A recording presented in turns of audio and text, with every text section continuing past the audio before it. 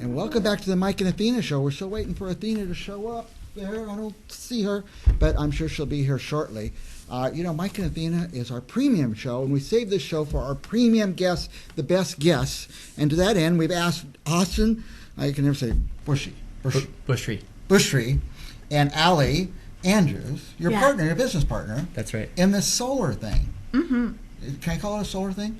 Because it's different. I mean, we've had different solar companies on. This one's so different. Tell us about it. Well, I think one of our differentiating factors is that we are a public benefits corporation, so we're really interested in how you can use solar to create social benefit. Social benefit. So not just one guy puts solar on his roof and he's benefiting only himself, but you're talking about bringing people together somehow. That's right. The whole community benefits with a shared solar farm. Mm-hmm. And now, in California, we have every house is fenced and everybody has their own little place. But when I fly over back east, you see they don't have all that fence. It's just all these wide open spaces, and it seems to make sense to be able to put solar out there instead of on your own roof. Tell us how that's going to work. So, in short, you'd have a 1 to 2 acre solar farm located somewhere within your neighborhood, and you don't actually have to have your home physically connected to it. And the utility company allows you to own or subscribe to a small fraction of that solar farm and save money on your utility bill as if you'd have the solar panels located right on your roof. On your roof. You get that same benefit of having solar. Now, will it work with established neighborhoods, or do you need to do it with a brand new neighborhood? It definitely can work in old and new neighborhoods. I think what you really need is an open space that you'd really like to transform into a shared facility that both hosts that solar as well as create a community space underneath it. So what we think we can do with solar is if you raise the panels up to 10 to 15 feet off the ground, then you create a blank canvas for a community park, a garden, a putt-putt course. So as long as we can identify a blank lot in a neighborhood that has always wanted to kind of create that community potential, then you can do that anywhere. Yeah, and who wouldn't want to do that? That's what I keep thinking. Who wouldn't want to do that?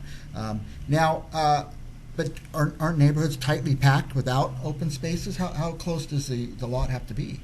So the California state program that we're working within asks that the project be within 5 miles, Within 5 miles of the home. Okay, so it doesn't have to be in that neighborhood. It could be a couple miles up the road. That's true. And what's interesting about Fresno, though, is there do seem to be a lot of empty lots and brownfields within neighborhoods where it actually may make sense to have it right there within your neighborhood as well, just walking distance from your home. And now if somebody owns that lot, somebody's going to have to buy the lot, I guess, but that could be part of, would you call it a utility?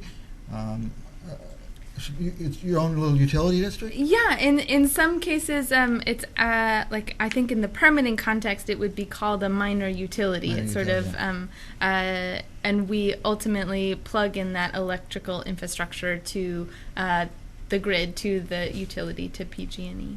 So this minor utility would buy the lot and install the complex, and the people who sign up would share the costs then. Yes, that is certainly one of the ways. I don't know anything about this. I'm just guessing because it seems like a very futuristic thing to do and a brilliant thing to do. Well, thanks. We're really excited about it. There are a number of different ways that the financing and the actual ownership of the project could shake out. Oh, that was a pun on our company name. So the way that we think about our role is exactly all of the steps that you identified of getting site control, doing the permitting, constructing the actual facility, finding investors and debt financing that would actually pay for the infrastructure. And in the long term, either us as a company, we could set that up and own it and run that. But what we're really excited about is enabling community ownership over what we develop and what we construct, because they were integral in the part of the design process and also have the potential to benefit from that long-term ownership, just as if you were to put solar, invest that on your roof, you realize the long-term economic benefit of that. It's becoming very clear to me now what you guys do. Like, you would go find the lot, you would build the infrastructure, you do everything. The people who are going to benefit from it don't have to do anything except sign on. and come to our community meetings Come to to the design the space. And that's the really fun part, is the conversation about what folks think they'd like to have in their neighborhood underneath the solar canopies in this shared space. Now, could you do it over an existing park? Maybe? Yeah, we certainly could. So it probably wouldn't interfere with the park. That's right, and it probably Might provide a little makes the shade. park a little bit more usable in the summertime. Yeah. Put up some solar shade structures over the playground, over picnic areas. That's certainly a doable thing as well. There's really a vision for the future. Do you know, is there a law in the state that all new houses have to have solar? Or Fresno? Is that the state law now?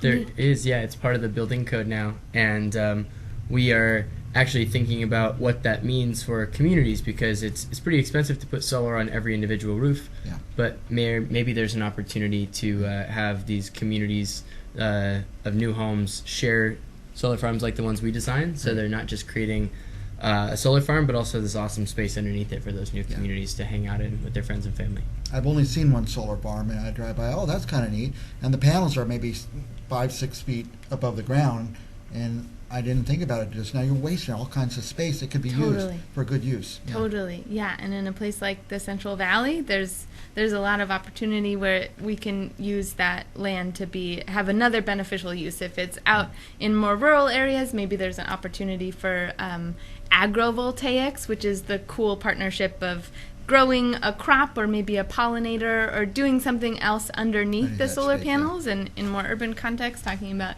parks and putt-putt courses and all sorts of usable spaces. Well, we've seen the ones that create shade over parking lots. I mean, how hard was that to think of after how many thousands of years we've been on Earth, and somebody finally thought of that. So, but, well, good. So every new house has to have solar, but there's millions of houses in California that aren't new and that don't have solar. So now's the time. So what if somebody's watching it, wow, that would work for my neighborhood. Should they call you? Should they go to your web address? What do you want them to do?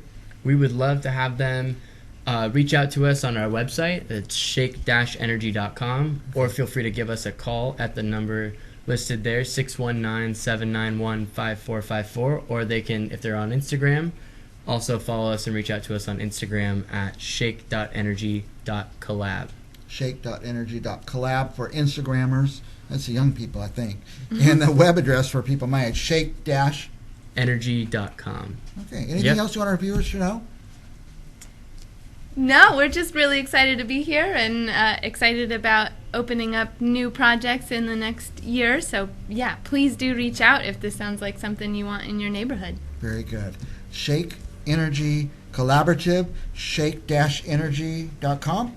That's right. Did I get it? All right. We will be back with more Mike and Athena right after these messages.